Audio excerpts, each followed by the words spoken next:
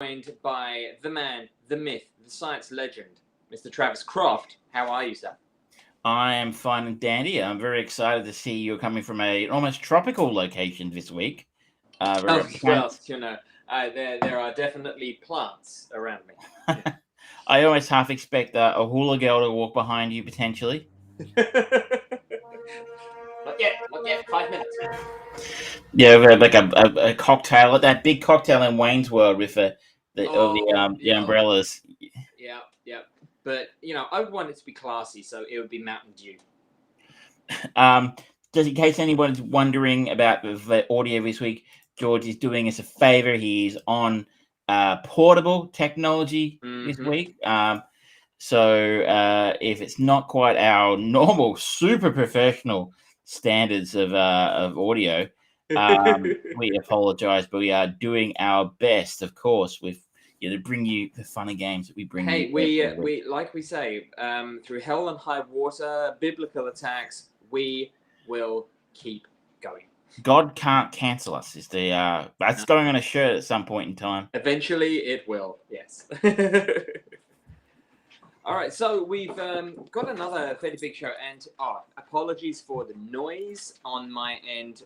We're probably going to have guest dog of this show, Odie, coming in with his thoughts, feelings, and everything else as well. But as I say, we're professionals, and we will continue on. But yeah, we've got quite a show for you. We are talking about our chain movie of the week, which is Titan AE. We follow on from last week's Go, which was written by John August. And John August co-wrote Titan AE with Don Bleuth and a young Joss Whedon. He who shall not be mentioned. Yes, the terrible man. We're going to talk a little bit more about the ongoing exploits of the Book of Boba Fett. Travis is going to finally share his thoughts on Tragedy of Macbeth, which is an Apple TV movie. I checked out Encanto on Disney+. Some thoughts from King Richard, the new Will Smith, Serena Williams, the Williams family legacy kind of biography. I got around to watching Fast 9, and we got a bit of Being the Ricardos as well. So let's get straight on into it. Where do you want to start? Well, there seems to be a significant release that we've both seen. That is Encanto, the new Pixar, I think it's Pixar, Disney product that is streaming in Australia on Disney+. Oh, I also totally forgot the thing that I will talk about, which is Ghostbusters Afterlife. Yes. I'm excited to hear your thoughts on that. Did you brave the cinema? I did brave the cinema, and it was delightfully empty. That's one upside, I think. Let's follow on with Encanto. Very well. Now, I had never even heard of this before about a week ago. I don't know if that's because I don't leave the house much right now, because of the unspecified virus of unknown origin. It's kind of doing the rounds again of the neighborhood. A bit like a Fast and Furious film, which I think you're going to talk about as well. This is like, Corona 12 is like this time it goes to space. Fast 9. So I'd never heard of it. Even though I have Disney Plus, it doesn't do a very good job of highlighting new shit to me. Like, I open my Disney Plus, it should be showing me this. It should be showing me the Book of Boba Fett. It does neither. You got to go looking for them. Agreed. So I was a bit taken back. There was a new Disney animated feature available, and I spent some time today, once I knew we were going to talk about it, to find some time to have a quick watch and get my thoughts on it. So this is this Pixar or is this not Pixar? This is not Pixar. This is Disney pairing up with Lin-Manuel Miranda, right, for the music of it. But if you could look at it and go, I don't know, it looks exactly like Pixar to me. So I don't understand. The style is very similar, yeah. Where that line between Disney Animation Studios and Pixar Animation Studios ends and starts, but well, especially they just announced the other day that the next Pixar movie, which is I think it's kind of Seeing Red or something, is about a girl who suddenly turns into a giant red panda. That is not going to cinema. That is going directly to Disney Plus. So there hasn't been a Pixar movie in the cinema for a long time. Toy Story 4, maybe? Toy Story 4 was the last one, yeah. Because Onward, that was in cinemas and on Disney Plus, certainly Disney Plus over here because of COVID. There was Soul, which again was Disney Plus. And then this one. There was the Italian one from last year, Luca. Was that it? Yeah, Luca, that was another one. Yeah, so it's curious how Pixar has kind of gone direct to streaming service. They're going to all kind of do it. Is it Matrix Revolution? Matrix Rehashed. It came out on HBO Max in the States. True. So, I mean, then again, Warner's been doing that for a little while. I mean, back to, Wonder Woman came out on HBO Max. Where Black Widow came out on Disney Plus. It's not all that unusual now. And I guess maybe Disney are just kind of banking on the fact that either cinemas aren't going to be open by the time their next film comes out, or not enough people are going to want to go to it. They're going to be brave enough to go to the cinema. Maybe. For a film that isn't attached to an existing property a la Spider-Man. That's very true. Very true. This is a completely original, if not general story outline. This is a brand new property. It's based on nothing. It comes from original creators, and let's just talk about the synopsis before we go any further. Let's try and keep this ball rolling that we've been doing. So, a young Colombian girl has to face the frustration of being the only member of her family without magical powers. Voice cast here. Not a lot of really well-known names in here, frankly. We've got John Leguizamo, Vilma Valderrama, who was on that 70s show. And those are probably the only people whose names I know without looking them up. Stephanie Beatrice plays Mirabelle, and she will be very recognizable for anyone who watches Brooklyn Nine-Nine, because she plays Rosa Diaz in that. She's very good at that. But yeah, it's a lot. Credit where credit's due. This is very much a Latinx inspired story in every conceivable way. The presentation of it, the story type, that very, very much familiar kind of attitude. The casting, it's all Latinx voice actors. There's no one doing socially inappropriate variations. Jimmy Smits isn't in this, for example, playing a Mexican like he usually does. He's Dutch, by the way. He is not Latin American, in case you were wondering. But you're right. I thought the cast, actually, despite the fact there's not a lot of big names in there, I actually thought that was the strength of this film. A lot of times we talked about a few months ago with the What If series that was on Disney Plus. Yes, there are a lot of really famous big names in there, but the art of voice acting is different to being on camera yourself. So I don't know if I know. For example, I did look up Stephanie Beatrice's while I was watching the film, and she's outstanding in this. By the way, her performance, her voice acting is great. She does a lot of this kind of work. She does a lot of voice acting. I haven't gone through everybody in the cast, but I wouldn't be surprised if most of them probably are either very familiar or maybe even best known as voice performers. Yeah, and exactly. In this, to the film's benefit, that they've gone that way rather than going out and hiring somebody who might be very well known in the Latinx or Latin American community, however you want to describe it. Some people don't like Latinx. Finding, like a pop star, I don't know, like Ariana Grande, who's also not Latin American. She's white. But finding someone like that who's a popular name, but maybe not a recognized voice actor, it might have been tempting, especially considering there's a lot of songs in this. Yeah, and I'll get straight into that because that is a good lead in. The songs, whilst definitely not on the memorable level of something like Frozen or Lin-Manuel Miranda also did a lot of music work for Moana. They're definitely kind of more determined to inform on the story and inform on the character development much more so than those other examples that I listed, where it's like the most memorable one from Frozen is Let It Go, and yeah, it's a very memorable, recognizable poppy song, but it doesn't actually do too much to inform on the character. It's a statement of her letting go and being herself and things, but at the same time, it's not.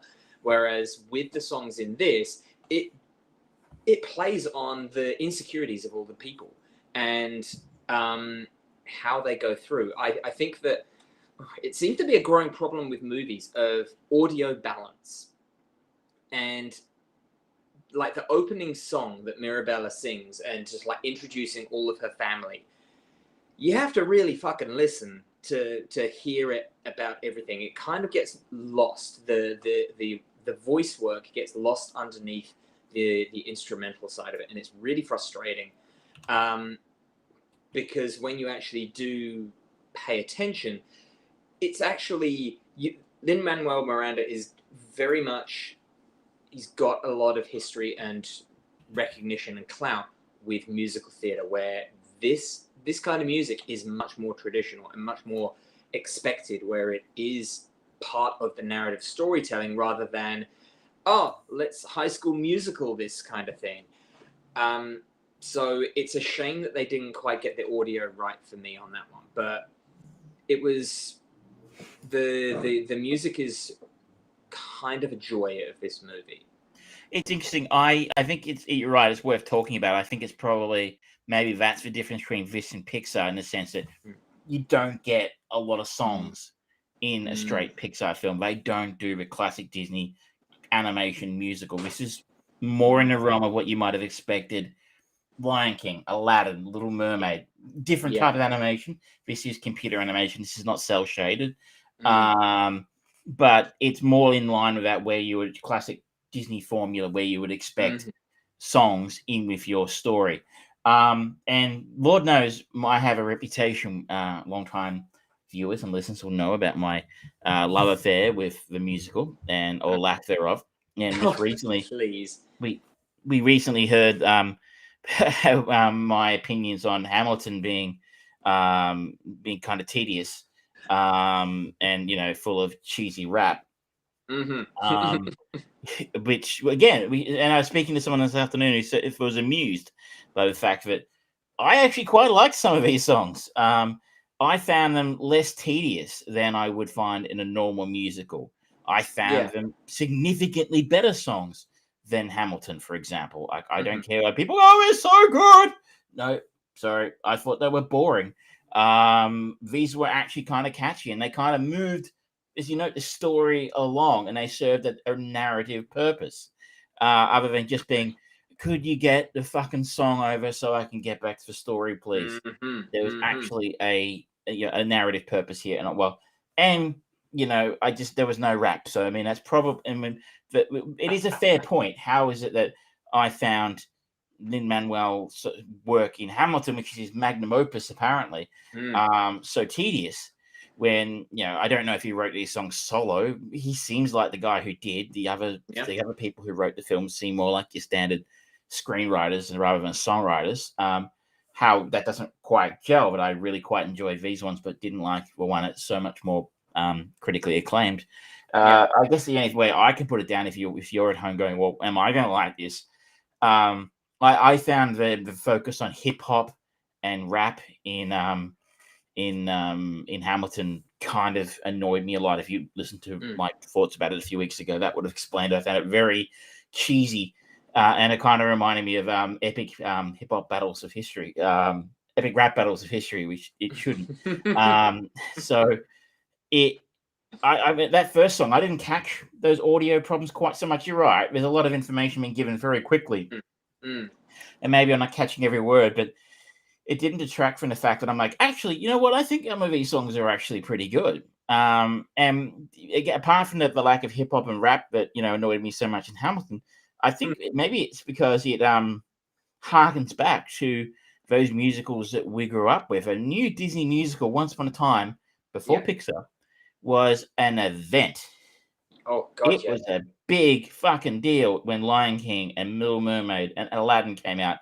And I feel like that was kind of the end of the most recent sort of Disney, non-Pixar golden era, because after that, we have the Emperor's New Groove and Mulan, which... Emperor's New Groove is fantastic. Sorry? Emperor's New Groove is But I fantastic. don't think it ever entered the... Well, I have never seen it, so I can't judge. You just don't think it ever entered the cultural zeitgeist the way the others did?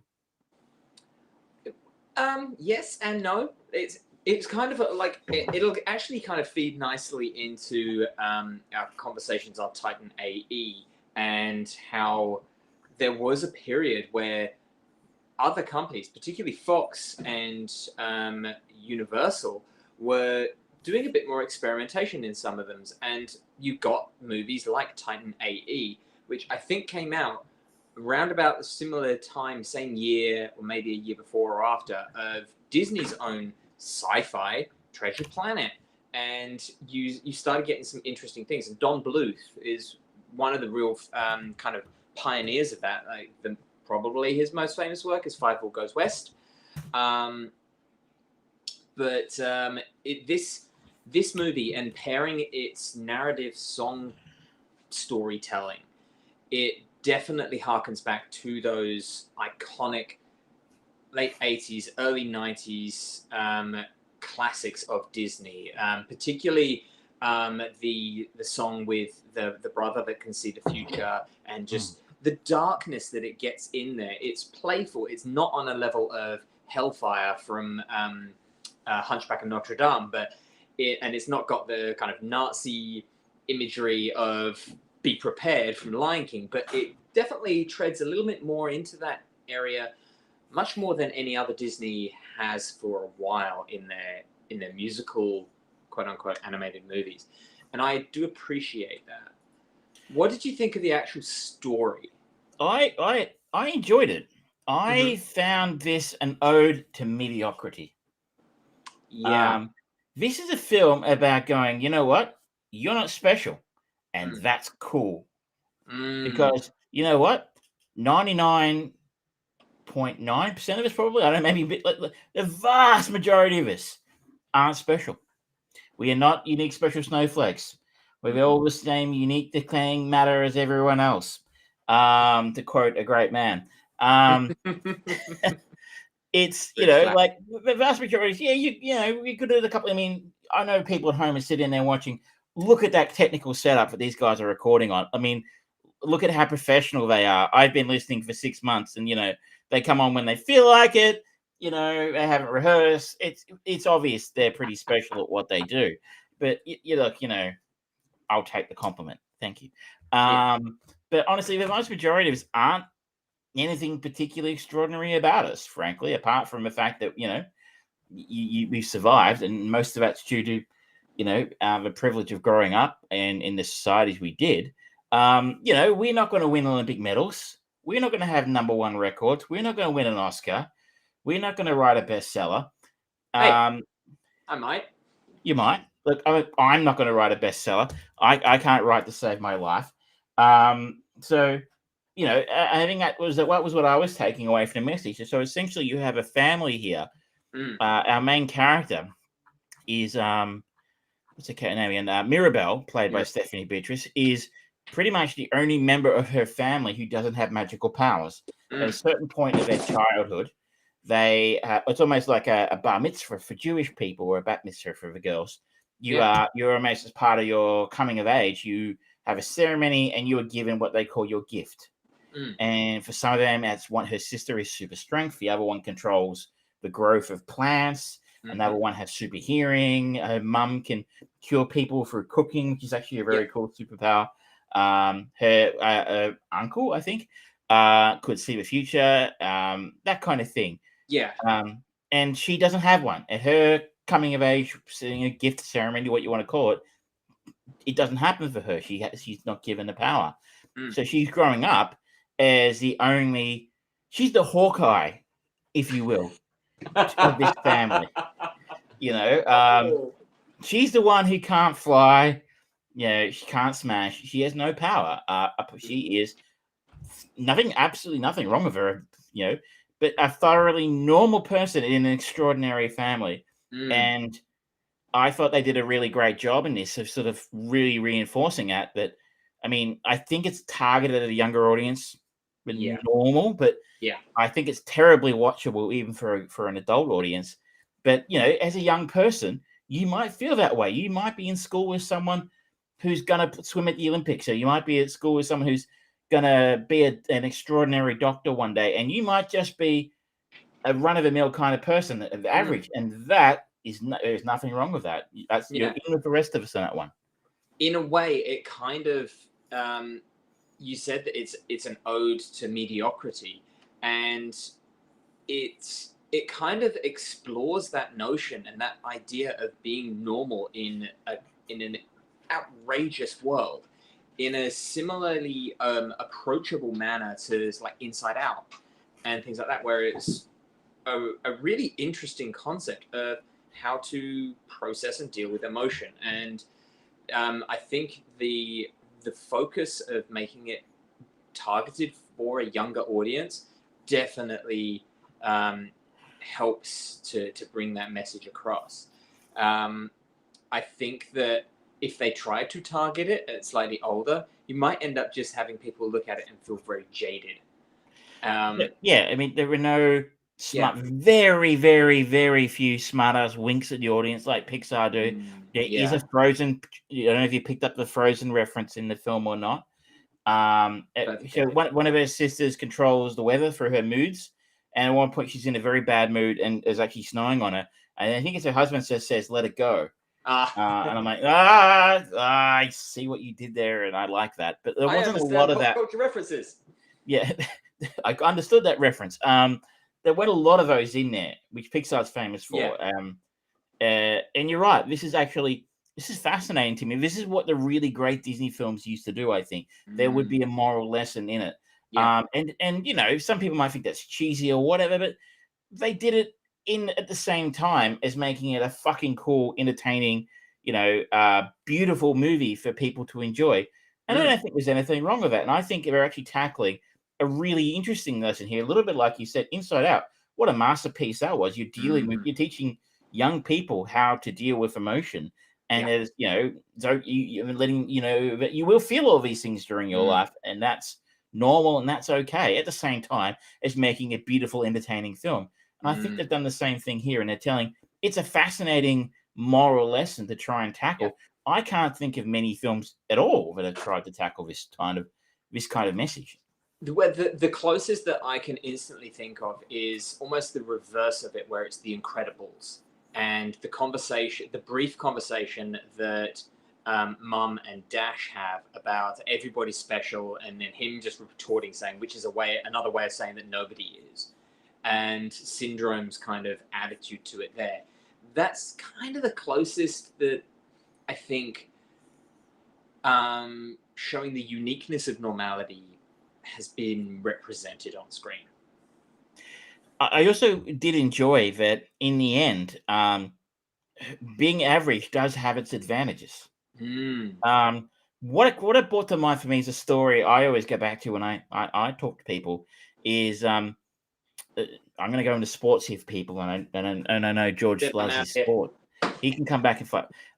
You're probably familiar with Magic Johnson, the basketball player, very famous. Probably more so because he got HIV. But in his time, he was one of the greatest players who ever played the game. Later on, he went to coach the LA Lakers, the team he played for. He wasn't a very good coach. He was not a very successful coach.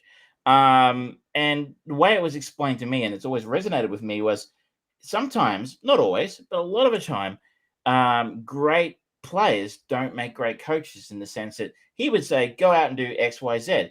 And what going out and doing X, Y, Z for him might be as natural as breathing. he's almost superhuman when it came to that sport. Normal people can't go out and do X, Y, Z. So, whereas a more humbly talented, shall we say, a less extraordinary player of the game, or someone with a less extraordinary ability set, will actually maybe be able to more easily relate to players on that level, and players who aren't superhuman like Johnson was, and able to understand that he can't request the impossible of them because very, very few of them are going to be able to perform to that level. So that seemed like a stretch here, considering we're talking about an animated film. But in the end, there is a point in time where I'm not going to spoil it for people because I want people to enjoy it, but there is a point in time where her averageness and the fact that she is used to being an average human being without powers basically puts her in a position of advantage over the rest of her family. And I thought that was a really great moment in the film where, again, if you're targeting it to a young audience, you will have your moment as well. That person who's a really fucking great basketball player, maybe there's something else that you can do at a level that they can't do, or they will need to rely on you for something else that they can't do, for example. That's the other thing that I really want to applaud this movie for, is going into and exploring the pressure of being successful as well, and that comes about through the conversations that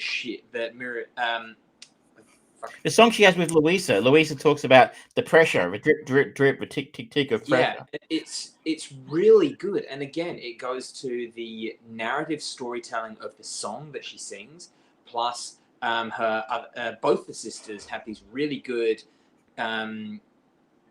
duets, loose duets, solos with their accompaniment, I guess, about what it's like to be them. And that is something that I feel like it seems like there's something of a bit of a social stigma of someone who is successful admitting how hard it is to stay at that level. And it's like, oh, you've got nothing to complain about. You're great at this. It's like, well, yeah, true, but at the same time, definitely not, because there is that inherent pressure and expectation. And just as someone who is determined to try and improve conversations about depression, anxiety, all of that sort of stuff, these are things that everyone can suffer, and a lot of that is forced expectation. When you do see a lot of that more in professional sports now. A lot more professional sports people aren't taking time out for mental health issues. And again, you see it every time. It happens a lot more in Australian football. I can't speak about foreign sporting leagues, but I suspect it's happening a little bit there as well. But they're a millionaire. What have they got to complain about? They're earning lots of money to kick a ball, and you're like, yeah, they are. But like, is your life up for sale up on the internet every day? Are there people taking photos of you at the pub? Are there, gossip magazines taking photos of you and your girlfriend? Or do you have 250,000 people who shout boo? Or like fantasy sports, right? Like if you break your leg and you're out, I mean, you got people from your supposed supporter base dissing you on social media and yelling at you and maybe doxing you because you had a bad game or a couple of bad games. You know, I don't know about you, but I don't know if I would want to be famous if I could be. Like, there's a lot of pressure involved in that. You have to be super. The only reason we get away with what we get away with is because no one gives a shit about us. Like, if we had any kind of profile, we would have been cancelled years ago. Nah, God can't stop us, and neither can social media. But I think all of these things add up, and you're right. I also thought that what a wonderful song that was, or at least a message. And it actually wasn't a bad song as well, but it was a great message as well, reminding her that not everything is rosy just because you are special.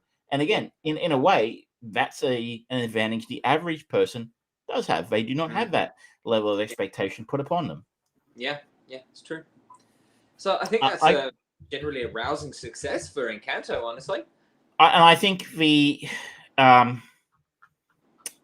that it's set in Colombia, so some of it is in Spanish. I think they get the balance of Spanish and English done nicely. There was a point in time where I'm like, I think I know what these words mean. Like, she goes, Tio and Tia. I'm like, what exactly relation is she referring to? And I had to Google it. It's aunt and uncle. So, yeah, it was. I actually really enjoyed seeing a film set in another country, but done a little bit more sympathetically or realistically, shall we say, and say, again, to go back to Aladdin, which was set in, the Middle East somewhere, and there was not a lot of Arabic going on, praise Allah. But I enjoyed that about the film, and again, acknowledging, despite my usual sometimes rants about how this is done, representation matters.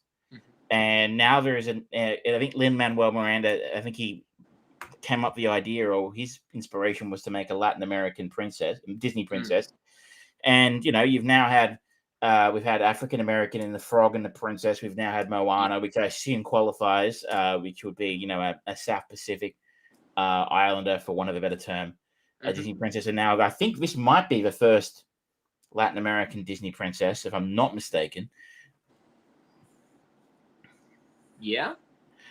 And I think that's a super cool thing. I really dug Mirabelle as a character. I was really rooting for her. And I did, yeah. All in on this one. I think this is the best thing Disney has done with the Disney brand in a very long time. Yeah, that's fair. In the animation space, at least. Like most of the good shit they come up with now is Marvel, Star Wars, Pixar. But I can't remember the last good thing that came out under the Walt Disney animation brand for can't remember. Yeah. No, it's highly enjoyable, and congratulations. I would like, if you're happy to move on, I would be very excited to hear your thoughts about Ghostbusters. Oh, Ghostbusters. Yeah, absolutely. So this is Jason Reitman, the son of Ivan Reitman, the director and producer of all the first two Ghostbusters movies with the original quartet of actors. Plus, he was the producer on 2016's Ghostbusters. But this is one that first up, I really enjoyed it. It really gets the tone right, and I posted on Facebook my thought about it, and that was it gets the balance right between nostalgia, inventiveness, and heart. And those are the three very important things when you are gonna mine a property as beloved, as culturally fondly remembered as something like Ghostbusters. You've got to do it right. And I decided last night, I went back and watched Ghostbusters Answer the Call again, just to see, okay, this time round, let's just see. And it's still trash. And it's because you don't connect with any of the characters in that movie, whereas in this one, you really do. And again, credit to Finn Wolfhard, who is most famous for his role in Stranger Things. But the absolute scene stealer of it all is McKenna Grace, who plays Phoebe, who's the younger sister of Finn's elder brother Trevor. They are the kids of Callie, played by Carrie Coon. And they are, it's very obviously alluded to throughout the first portion of it, but it becomes very clear that they are the grandkids of Egon Spengler. And it really sets the scene straight away. It sets the vibe, because it starts off with the classic kind of noise, that, and it just instantly I was like, oh, this is exciting. And it keeps that kind of level of excitement, enjoyment, and entertainment. It's scary. There are some scary moments in it. I will say this is almost J.J. Abrams doing Star Wars for it. It's like a soft The Force Awakens of Ghostbusters. Force Awakens kind of thing, yeah. Because you do get the Zool and Gozer, and that's kind of the main thrust of the story. But at the same time, it's continuation of that, and you slowly but surely eke out little bits of story as to why Egon Spengler ended up just being referred to as dirt farmer in this town in the middle of Oklahoma, I think it is. And it's just really heartfelt, and the obviously probably the biggest star in the whole thing is Paul Rudd, and he is his usual charming self, and they do a kind of twist on the Rick Moranis kind of role with him. He's not as obviously played for goofs as the original, but there's there's a lot of mirroring going on, but it's still played really well.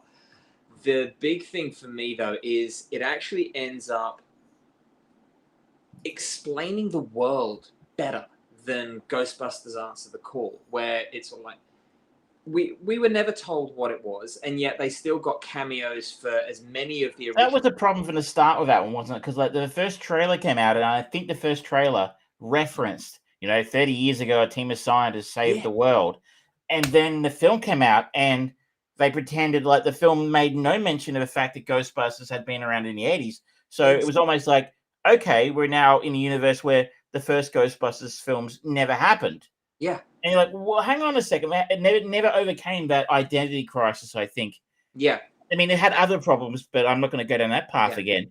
But like this one, they use that to actually continue the story and evolve it and explain it and give you reason for this movie. It was so, the ending got me teary, because as everyone now knows, or everyone probably knows, Harold Ramis, who played Egon Spengler, passed away a few years ago, and there had been a lot of animosity between him and Bill Murray. It was one of the many reasons why they weren't able to get an official Ghostbusters 3 going for so long. And through wizardry of cinema, we end up getting a reunion. And I don't think they necessarily needed it. I'm just going to go ahead and say it. That's a massive, massive spoiler you've just dropped. I'm not saying... No, that is a spoiler. I didn't know that was going to happen, and I feel that's a spoiler, and that should need a spoiler warning if you're going to tell people that. The first part isn't a spoiler. Everyone knew that. Everyone who knows anything about them knows that they had a falling out.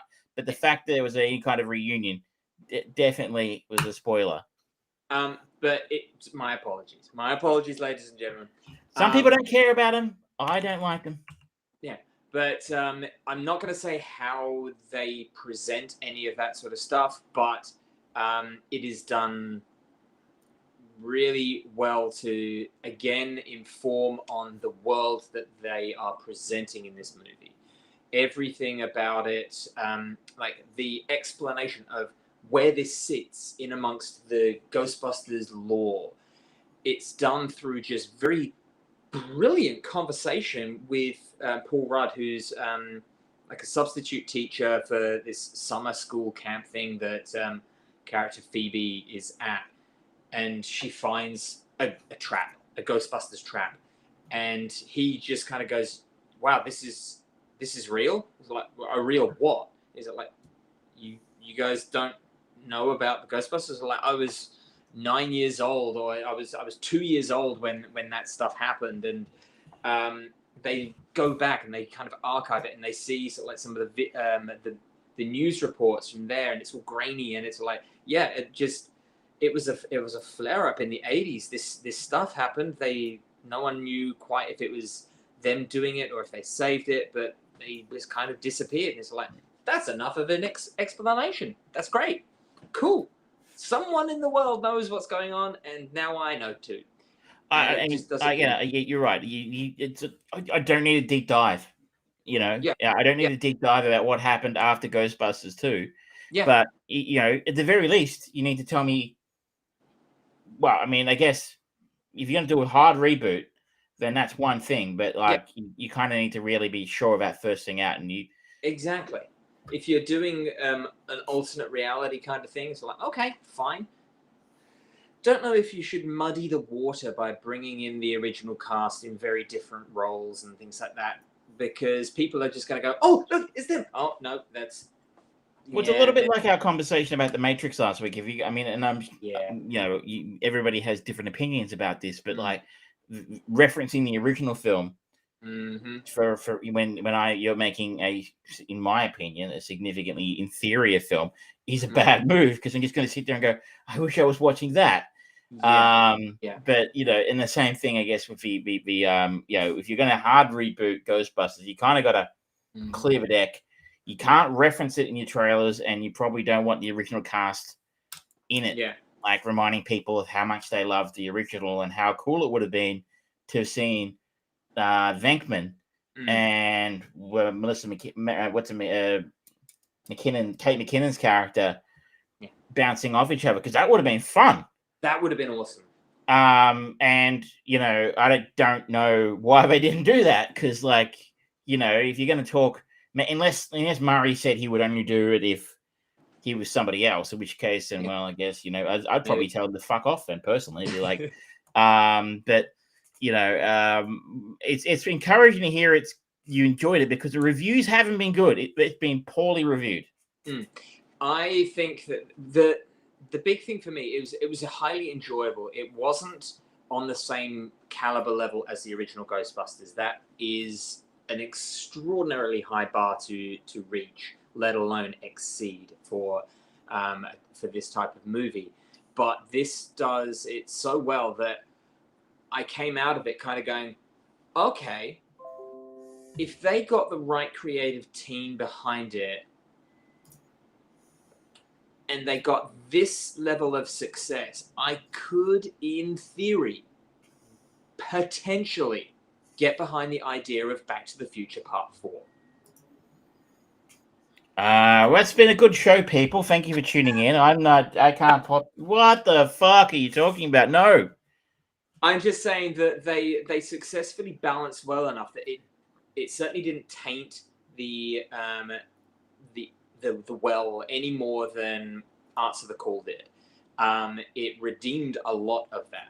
And it also actually helped set up so that we can have further adventures in the Ghostbusters universe, so to speak. But I came out... I guess the upside, they're going to do it one day, right? I mean, while Bob Gale's alive, they're not going to do it. But when he passes, you know, hopefully no time soon, Bob, someone's going to drive a dump truck full of money up to his kid's house and go, here's $50 million, go buy a yacht. And, you know, I mean, hopefully, I'm hoping his kids would like to honor his legacy and his wishes that it never be remade or rebooted or whatever. But I assume his estate would be more pliable than he would be. And I guess so it's going to happen, I would suspect, one day. Yeah. I have got an idea for what they could potentially do for a Back to the Future Part 4. And it's the way that I kind of dealt with it. I was really encouraged by Afterlife to look at it and go, oh yeah, that's kind of the template of what I as a fan and as a writer would have done for this next sequel of a beloved franchise that I truly adore. So it's like, okay, that's encouraging. It's not the end of the world yet, but still, I will say this though. It's still not good enough to make me think that they should make a fourth Indiana Jones movie. Well, they should leave that alone. Yes, they absolutely should. 3 is enough for that. Thank you very much. Well, that is encouraging. I'm glad to hear it. I have some hope for this. I've been kind of looking forward to expecting a complete shit show. No, it's enjoyable. It's not. Don't go in expecting shit. Don't go in expecting greatness. It is entertaining. It is worth the price of admission, and it does what it needs to do. Good stuff. Yeah. Should we bring the tone up a little bit? Should we get a little bit, a little bit more classy in here? Oh, classy. Oh, classy, you say. I can talk about the latest Shakespeare adaptation if you wish. Oh. Mm. Oh, okay. The Tragedy of Macbeth, and in fact, this is kind of actually a little bit grittier. Really, this is the gritty side of Shakespeare. I'd like to think, but I'm hardly an expert in such matters. As we found out when we talked about Hamlet last year, I'm not really a Shakespeare aficionado, but I did head down the week after Christmas to the magnificent Astor Theatre here in Melbourne. We hope and pray for its survival through the unknown virus of unspecified origin that's going on right now. I can't imagine there are people flocking into the pictures right now. But they were showing on their wonderful screen, big screen, the Tragedy of Macbeth, the latest adaptation of the Scottish play. This one directed and written for the screen by Joel Cohen, with a bit of an assist from a bloke called William Shakespeare. You might have heard of him. He had some hits in the 70s. And interestingly, we have a pretty decent cast here. We have Denzel Washington as Macbeth himself. I've heard of him. Frances McDormand as Lady Macbeth. I'm pretty sure she's married to Joel Cohen, if I'm not mistaken. I believe so. And of course, multiple-time Academy Award nominee. I think she's won 2 of them. Yes. And Brendan Gleeson is in here as Duncan. You'll probably recognize Harry Melling in here as well. I think he was in Harry Potter. Yeah, he was Dudley Dursley. He was also, I remember him as the Zuckerberg-esque bad guy in New Guard. Was it Old Guard? The Charlie Theron. He was Old Guard, yeah. Yeah, he's a weird looking dude. Other than that, the only other person I recognize in here definitely was Stephen Root. For those of you who don't recognize the name Stephen Root, you would definitely recognize the face. But I guess that I burned the building down. The one sentence. Excuse me, my stapler. He was also in, of course, Dodgeball. Yes.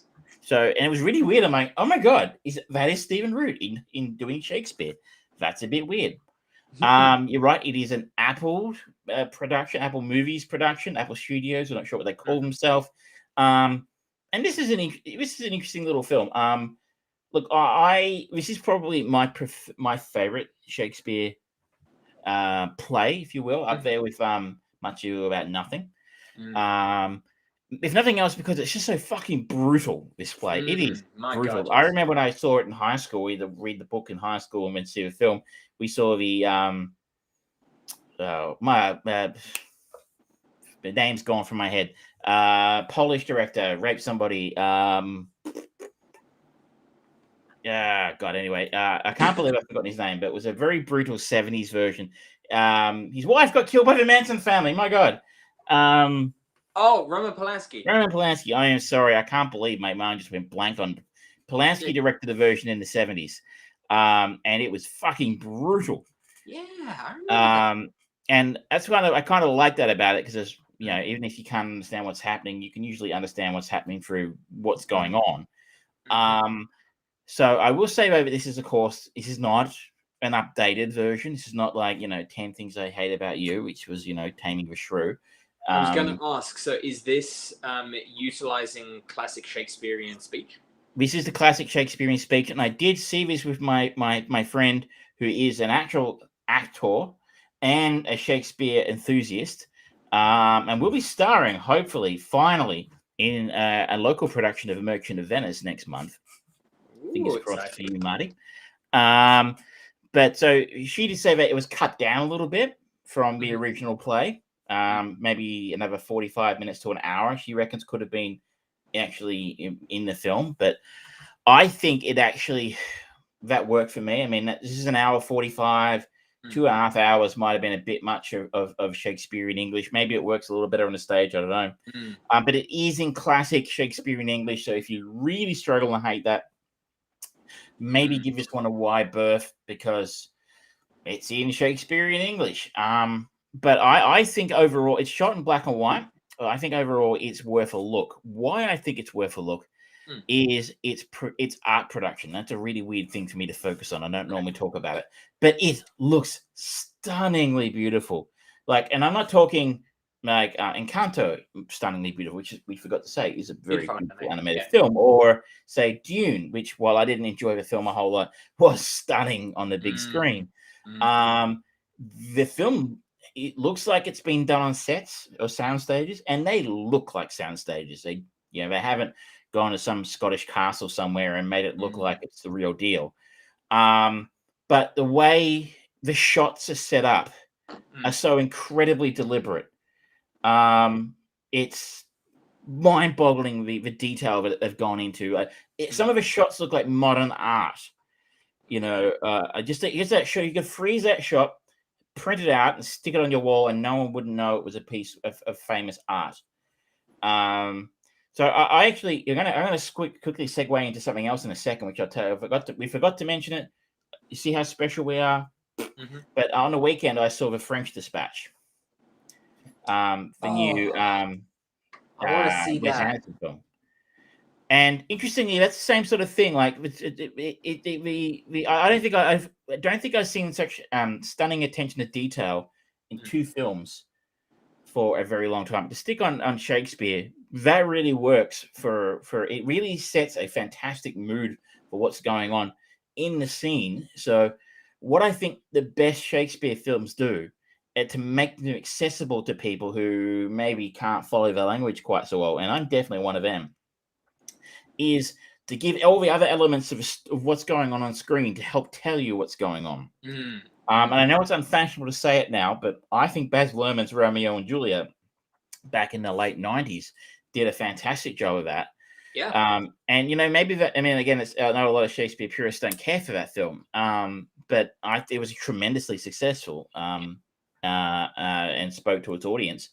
I think this film does that well, and I think its stage direction, its art, that direction, its lighting, all these kind of things really play into a scene to make the work really beautifully. The performances are largely great. Initially, I found it a little distracting that Denzel was playing Macbeth, because he doesn't do an accent at all.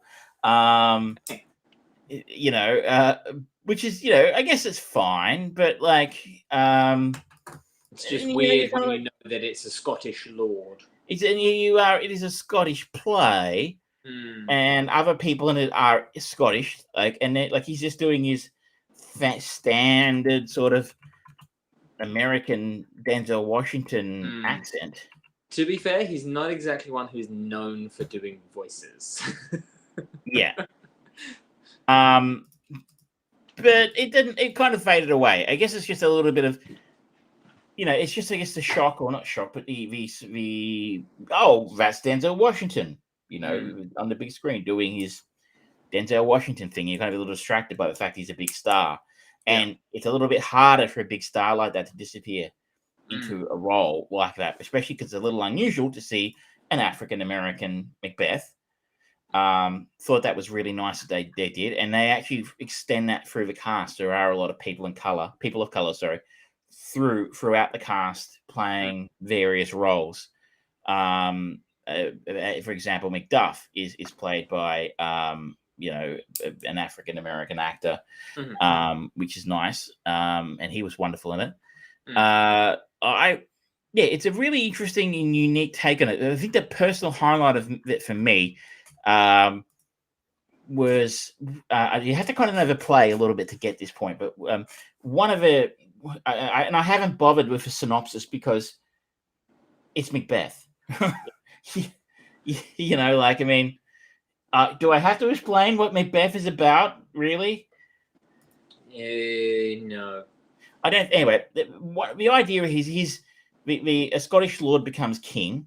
He does it kind of with some dirty tactics, but he's predicted to become king by a series of witches that he meets. And in a later, so it goes back to him later, in a later prophecy, the witches say to him, when Birnam Wood comes, yada yada, basically you're fucked, mate. That's not a direct quote. You'd be shocked to hear that wasn't in the original. No, that's a classic Shakespeare line. Yeah, fucked, mate. Yeah. You can't. You got a face like a half-sucked twisty, eh, cunt? That one was in there. What was that? When All Burnham about Wood being comes classy? to, I can't remember the exact.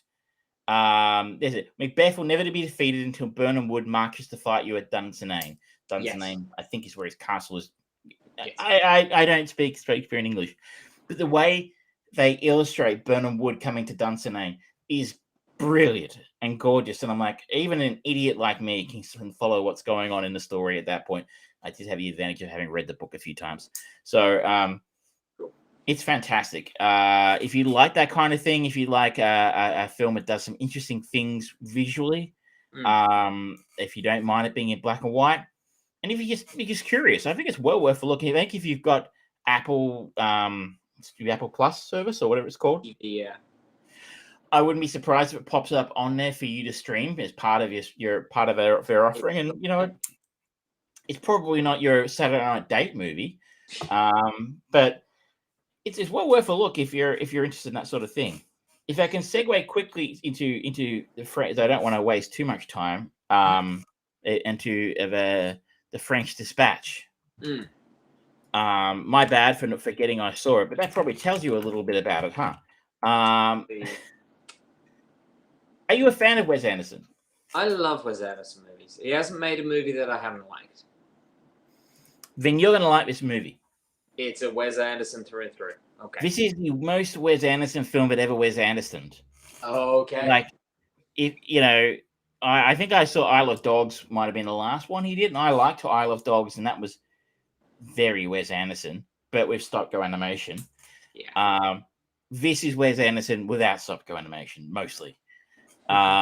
It's a love letter to journalists set in an outpost of an American newspaper in a fictional 20th century French city that brings to life a collection of stories published in the French Dispatch magazine, which is published in Kansas or something, but they are all these journalists who are based in Paris. Well, they're a fictional version of Paris, but it's Paris.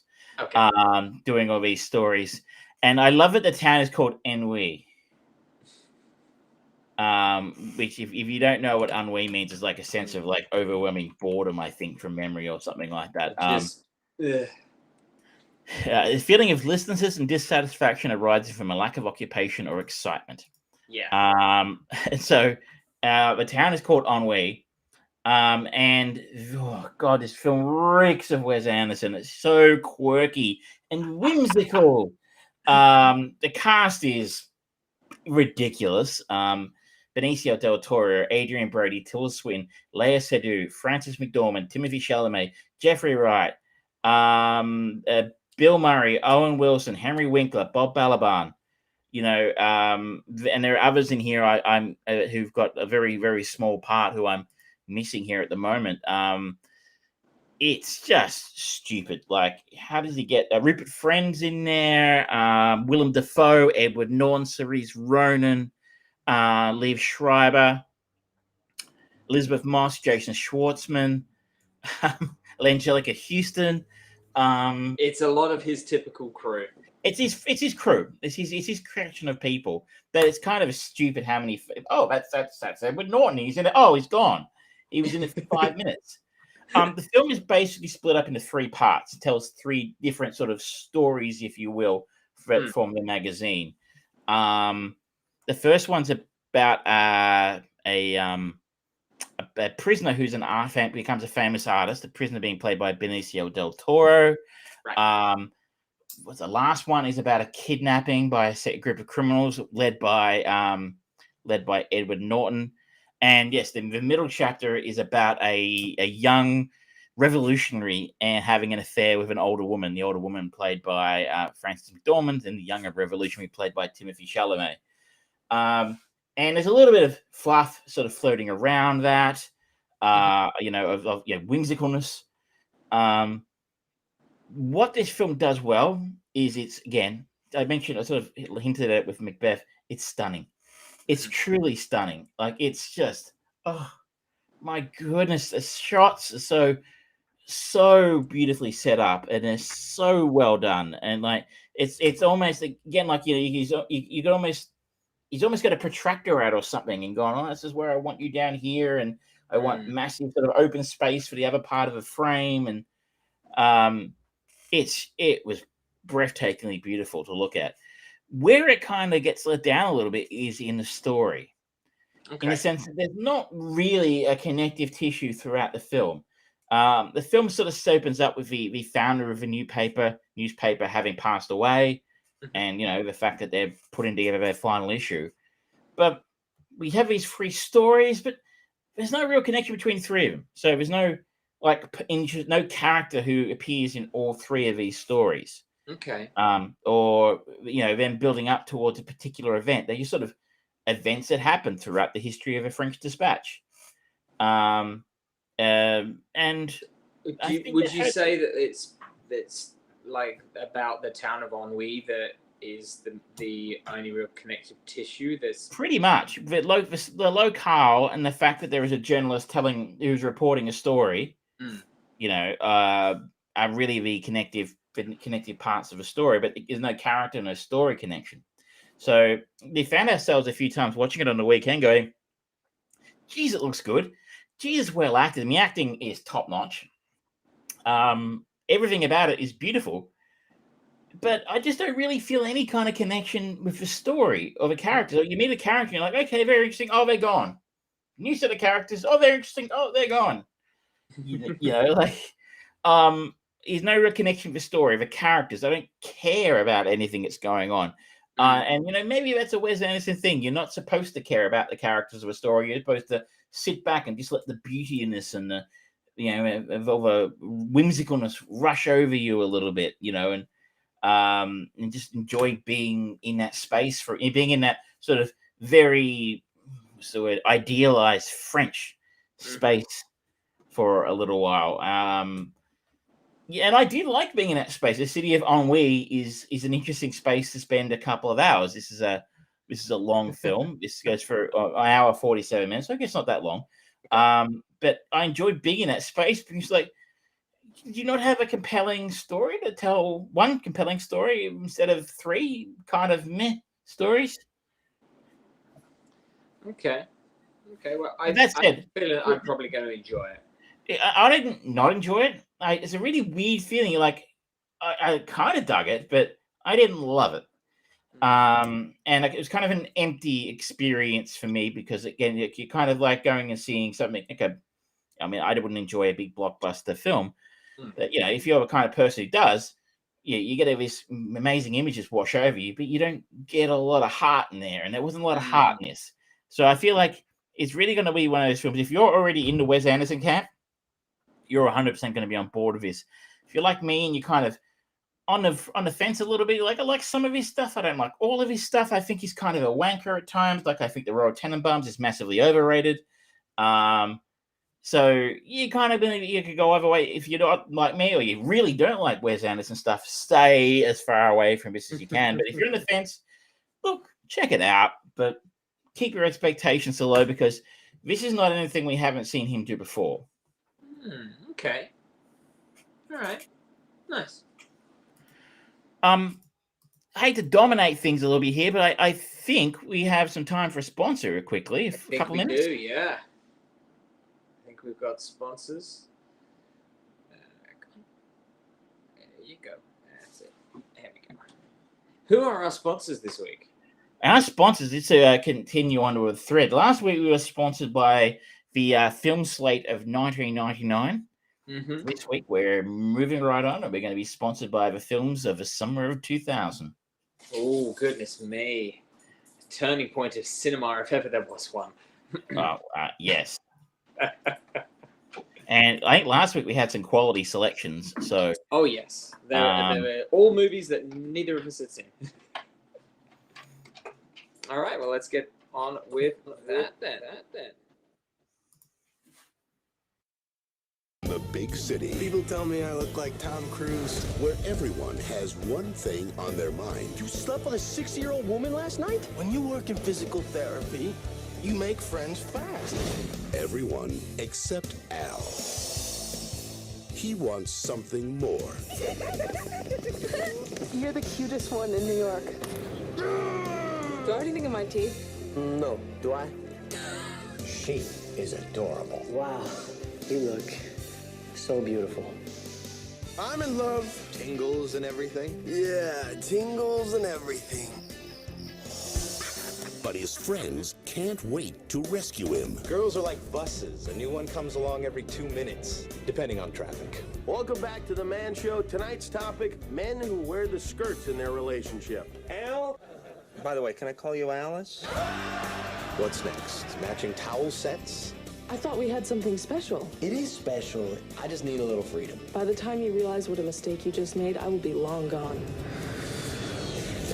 Now, with every new night, with every new date, No, he's totally cute, and he didn't bring me to a cheap restaurant either, which is great. My dad, he just likes to check in. So it requires that I wear this tracking device at all times. Do I have any food in my teeth? he's starting to realize he can't live without her.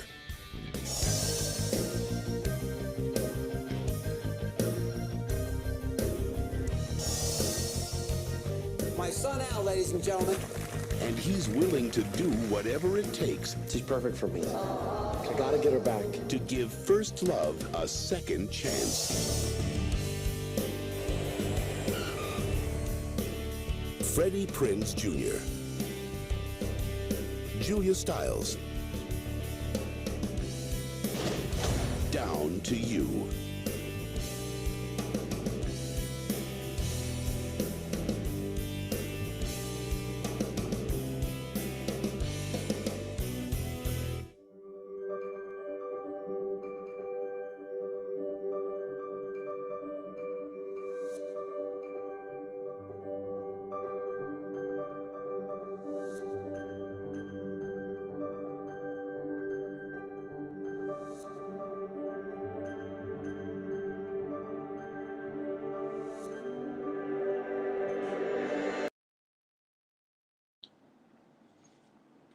Well, it looks like we were just getting Down to You for this week as our one sponsor. But I just wanted to go back a little bit on Ghostbusters Afterlife while Travis just keeps doing his things, because he's got a lot of back of house stuff that he has to do. Ghostbusters Afterlife was definitely, there was the first half of it, it really built the world and invented itself so nicely that Travis is back. There we go. I was just having some additional thoughts about Ghostbusters. And basically the idea was, I really like the idea of there being a TV series. Because the way that they set up the world in the first half of that movie, it was like, this is cool. They've introduced some interesting, compelling new characters that are fully realized, not just cardboard cutouts and just like, oh yes, this is stereotype A, stereotype B. There was more nuance to them. I was like, okay, you know what? I could be down for like an HBO quality level series in the Ghostbusters world. I think that would be kind of cool. Well, I mean, don't give them any ideas. You know, they'll do it. Yeah. The last thing we need is more reboots on television. I do believe there's another Ghostbusters game being made, though. Oh, really? I think Ernie Hudson was talking about it recently on a podcast or something recently. Okay.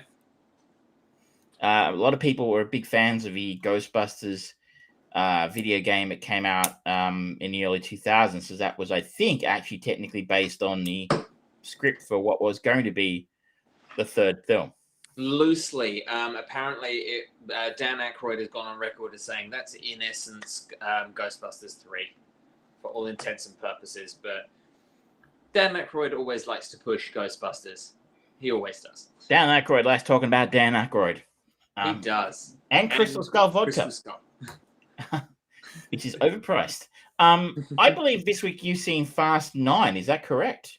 I did. I watched Fast and Furious 9. It is now on streaming services. And I have enjoyed up and down the Fast and Furious movies. And I think they really peaked at Fast 5 or 6. I can't remember which one it was. They all blur together now. And they are now at number 9. And they have got 2 more sequels already greenlit. This one, yes, that's right. I watched it on Prime Video for anyone who's interested. This has got the family back together. So you have got Vin Diesel, you've got Michelle Rodriguez, Jordana Brewster comes back, Tyrese Gibson, Ludacris, Natalie Emmanuel. We have new to the franchise, John Cena, and he plays Vin Diesel's brother. Yep, I did say that sentence. And we've got the return of Charlize Theron's character Cypher from the previous movie. There's the lauded return of a character that was seen to be dead, Han, played by Sung Kang. And we get a little cameo from Helen Mirren playing Queenie. And very, very brief videoed cameo by Kurt Russell's Mr. Nobody. The synopsis for this, if I may. Dom and the crew must take on an international terrorist who turns out to be Dom and Mia's estranged brother. That's kind of it. But I'm going to tell you right now, ladies and gentlemen, this is a franchise that has prided itself on jumping the shark. And it started off, lest we forget, as precision driving on the street racing circuits of LA.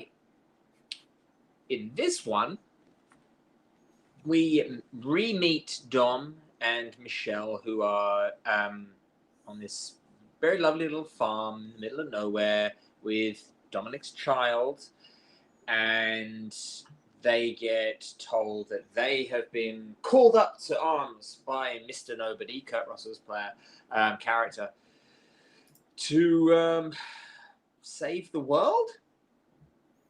But wow, that's just going up in the world continuously, and they keep going up in the world because there's a lot of jet planes, and by the end, Tyrese Gibson's character and Ludacris' character Tej and Roman go into space in a makeshift car with a rocket jet on it that they then slam into a satellite and still survive in the vacuum of space in old diving suits. So what you're really saying here is all that money that Richard Branson and Jeff Bezos and Elon Musk have been spending on space travel, they really could have cut some corners and got there a lot faster. A lot cheaper. Yeah. And amazingly, miraculously, duct tape is so good. It is good enough to stop a leaking suit in your own in space, which is quite impressive.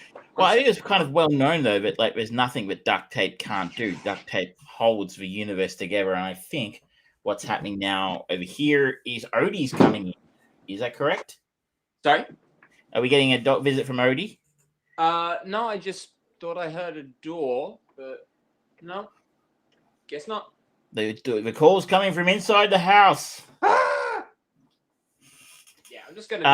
I should note I've seen one Fast and Furious film. I think that was number 7. Was that the first one without Paul Walker? Maybe. I don't know. That's about right. Maybe it was 6, I think, actually. Oh, I can't remember. Apparently, he was in 7, so it must have been 8. Maybe it was that. Maybe it was 7. Looks about right because I was in Japan and it was one of the very few offerings in English on the movie channel in my hotel room in Hiroshima that wasn't pornography. And I can't testify about whether that was in English or not because I didn't watch it, of course. Sure. But just like you didn't buy me anime porn and give it to me in a restaurant. No, that definitely happened. I remember doing it, and that was funny. You bastard. But buying that was remarkably easy. I bought it from a 7-Eleven, so I was unimpressed with the one fast film I've ever seen. And maybe that's because I hadn't seen the previous 5 or 6 or however many there were at that point. But one complaint I've heard people make about this film, and I've seen it pop up in many worst of 2021 lists, is that the plot revolves around, is it Vin Diesel's brother? Is that right? Yes. And one of the big themes of the film series is family. We're family. Anything could happen with family. He's never mentioned his brother once before in the entire series of films. And therein lies one of the many problems of this movie. This is 2 hours, 23 minutes long. And fucking hell does it feel it.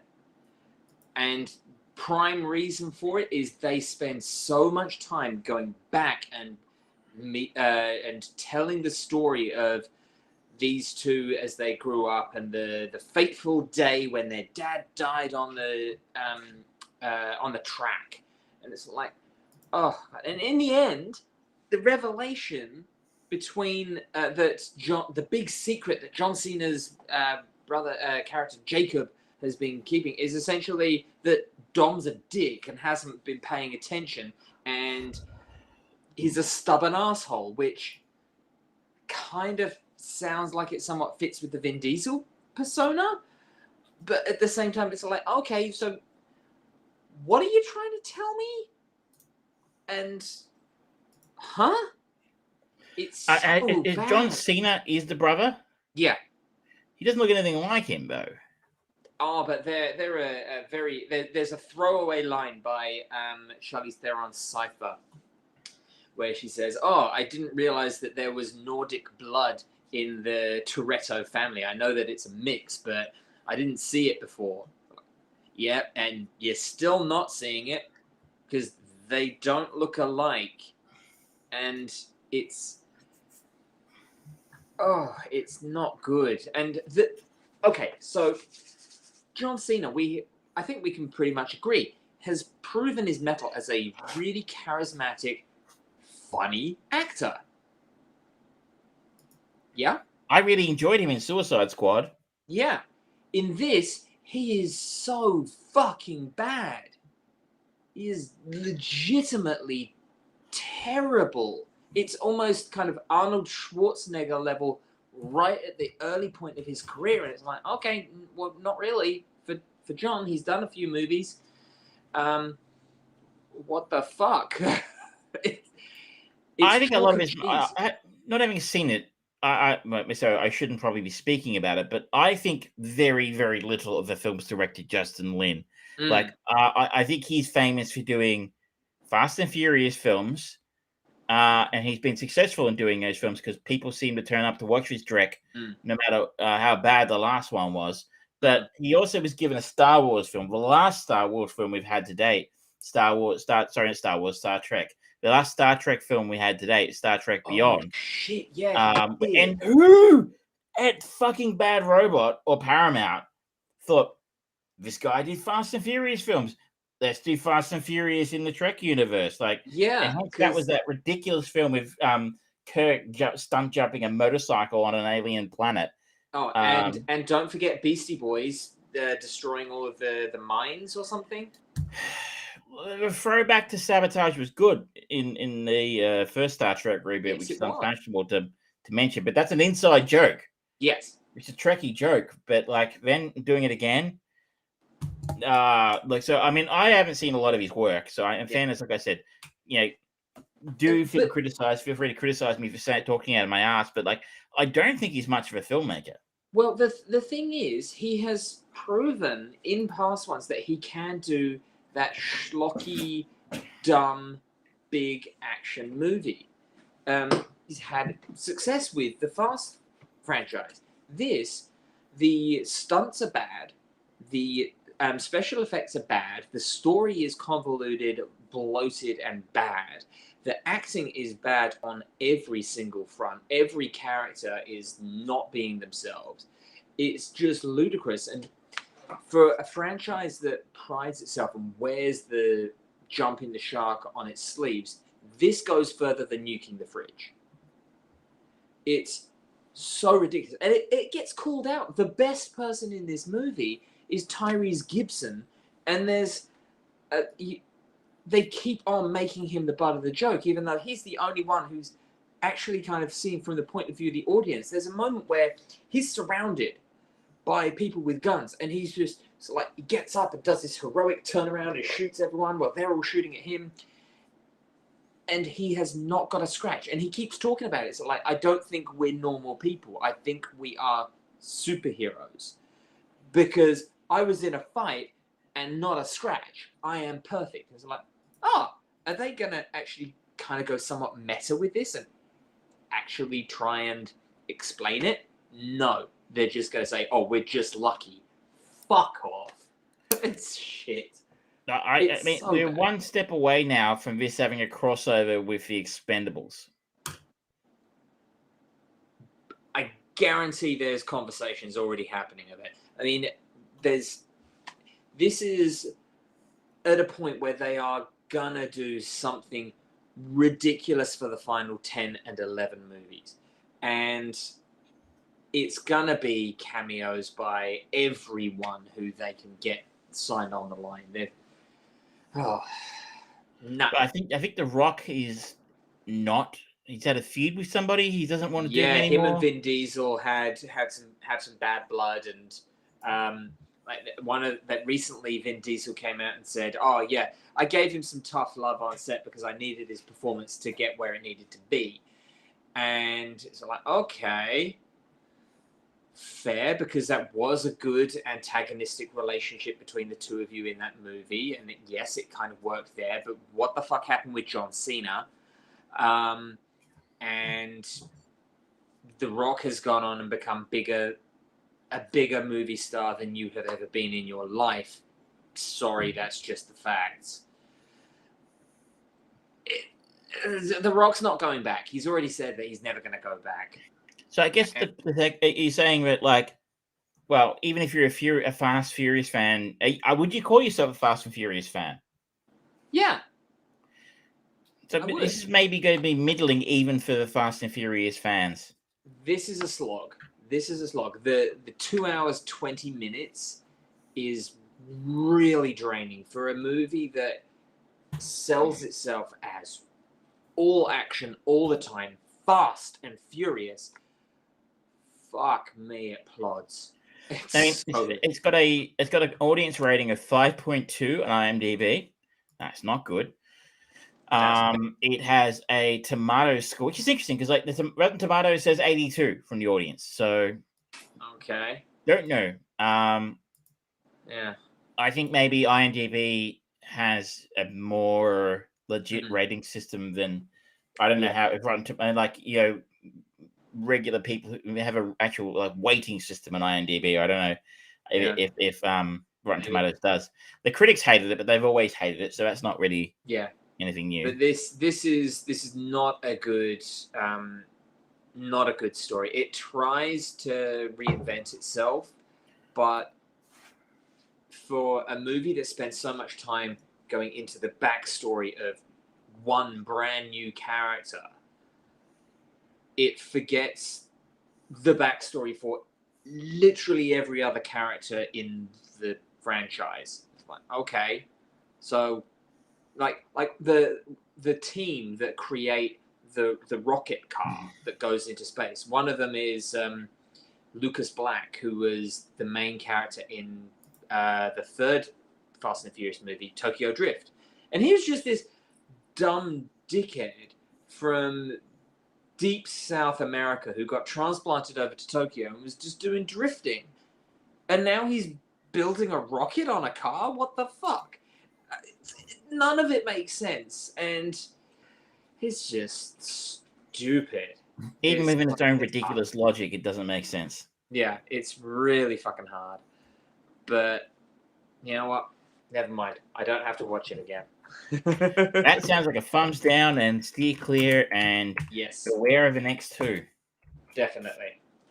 Can we move on and talk about the chain film this week? Because I know people have been waiting with bated breath to hear about Titan AE. Yeah, let's do it. So this was your selection from last week. Titan AE is an animated feature from 2000. A young man learns that he has to find a hidden Earth ship before an enemy alien species does in order to secure the survival of humanity. Directed by Don Bluth and Gary Goldman, who are kind of legends of the animation world. Voice acting includes Bill Pullman, Matt Damon, Drew Barrymore. And we talked a little about it last week. This was a fairly early step into the world of computer animation by was this Fox? I believe it was, yes. One of their, I think they released their animation studio released 2 films. I think this one and one other, Anastasia in '97. Before they closed their animation studio after this film tanked.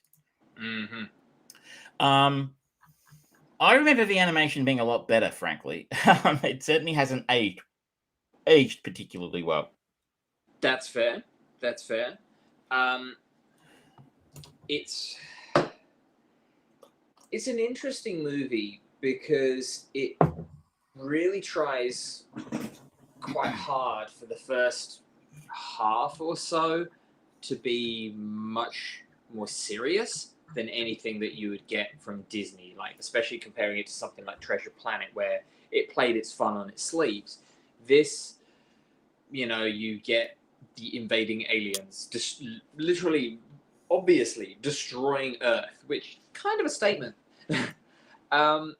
And you never really get too much of the tongue-in-cheek comedy sidekick from anything. Everyone has their little moment of comedy, but nothing too much.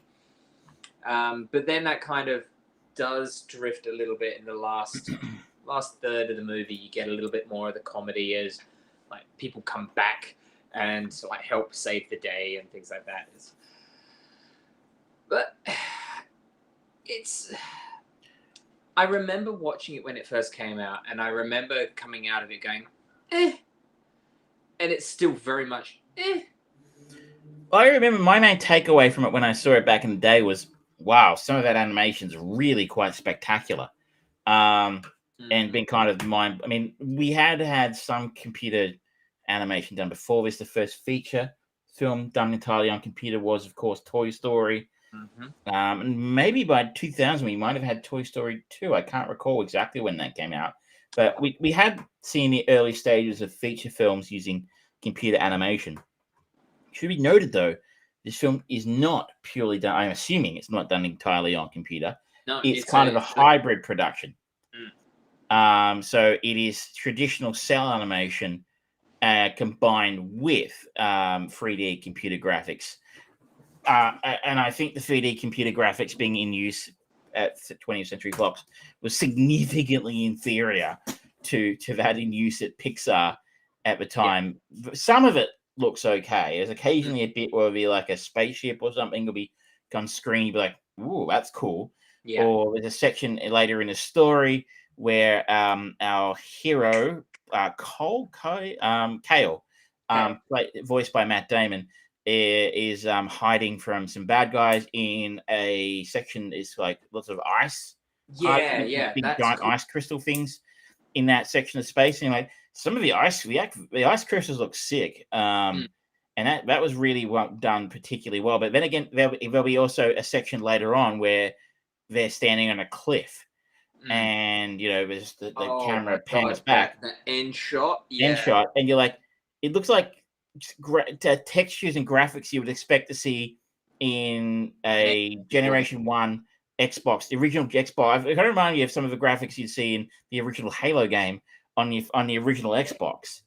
And that was fine, 22 years ago, but like now it's really quite ugly. So occasionally you just be seeing sort of, oh, that's rough.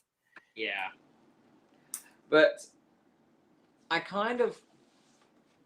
like the concept of the story, but there's never any explanation on why the Dirge, the alien people that are hunting humanity to existence, why they actually are doing what they're doing.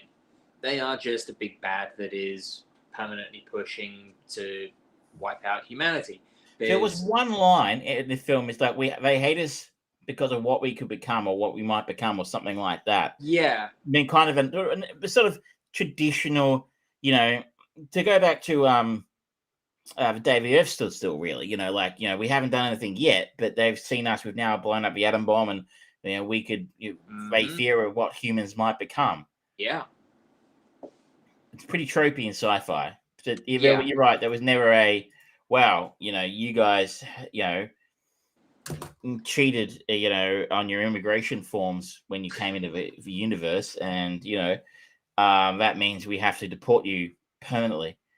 I feel like this again. I keep using this as an excuse. Maybe the concept is interesting, and if they had it as a miniseries or something like that, and they expanded on it more. For example, there's a moment where Kale gets kidnapped and he gets taken onto the ship. If they had almost like an enemy mine section of this movie where you actually get him building any form of relationship with one of the Dirge, and the Dirge explaining why they're hunting mankind or something like that, so that there's rhyme and reason behind it. I think that would help flesh it out more rather than, well, okay, but what? maybe if it turned out to be his brother who didn't actually look anything like him. You're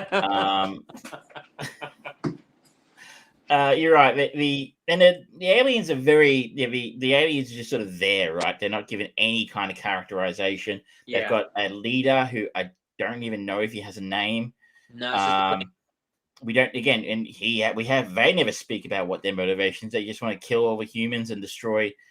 The basic plot of the film is Kale escapes Earth being destroyed at the start of the film. His dad has a giant spaceship called the Titan, which apparently is important. We aren't told why until the end. Yeah. And that has to be hidden from the bad guys.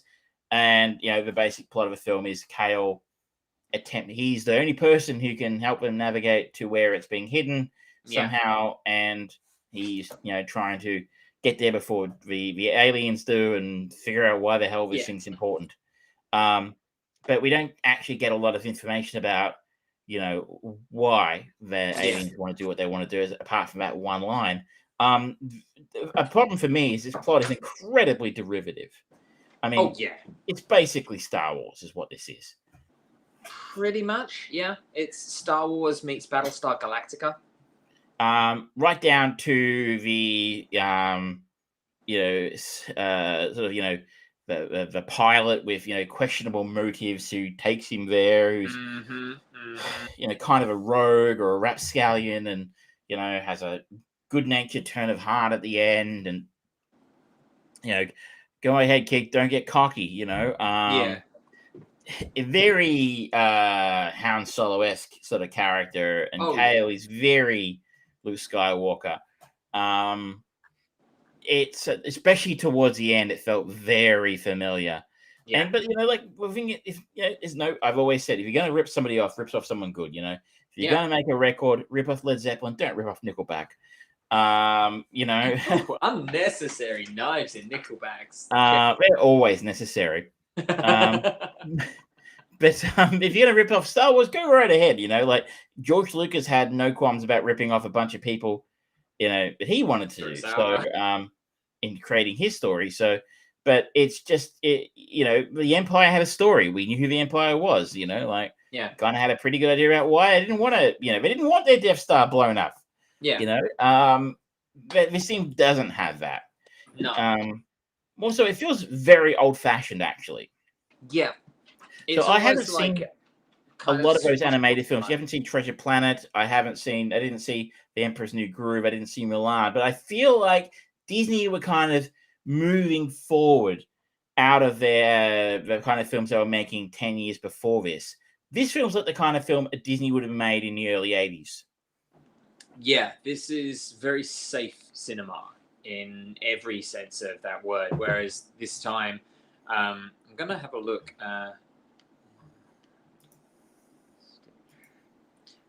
2 years after this came out, Lilo and Stitch came out.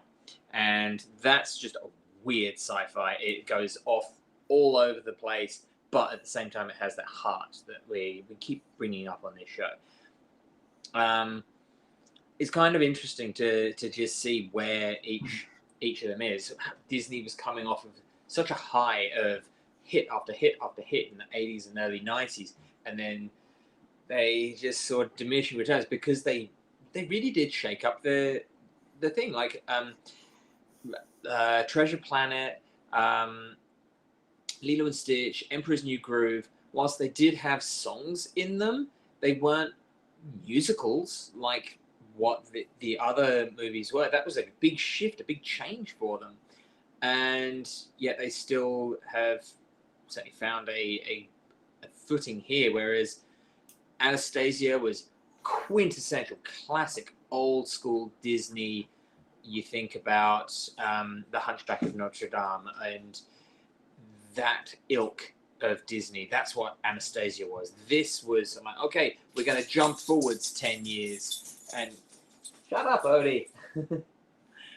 And, but we're still not going to make those jumps forwards in story. It's just weird. If I haven't seen Anastasia, but it feels like from that note that maybe it's a step backwards in that, you know, like I said, this felt like a really dated story. The animation, the cell animation, well, it's kind of nice to see it because it's a little bit retro now. We don't see a lot of it anymore. In the big screen, it was a little bit retro and it felt dated. The way the characters looked, the way the characters moved, their voice acting felt very old-fashioned. Even for 2000, it felt old-fashioned. Yeah.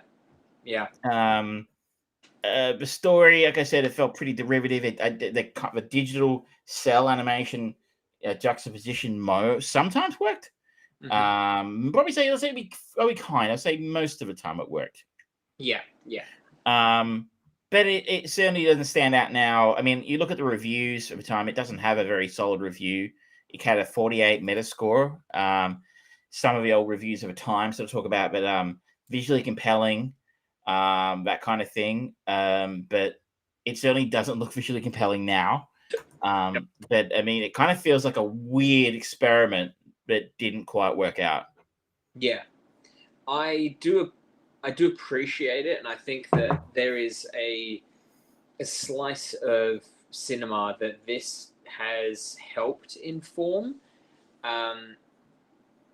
But at the same time, I don't think anyone who kind of says that it is a seminal piece or it is a very important piece, I think you're really expanding that. The only memorable thing about it for me was that it's actually a reasonably violent film. Yeah, actually. Like, there's a couple of shots of people getting shot, like by laser pistols, and actual blood coming out of the wound. A character gets basically disintegrated into green slime at one point. Yeah. The one that got me was there's a very, very obvious breaking of one of the characters' necks, and it's like, oh wow, okay. It's brutal in parts. Like, in that is a part where you go, oh, that's right, this isn't Disney. Yeah.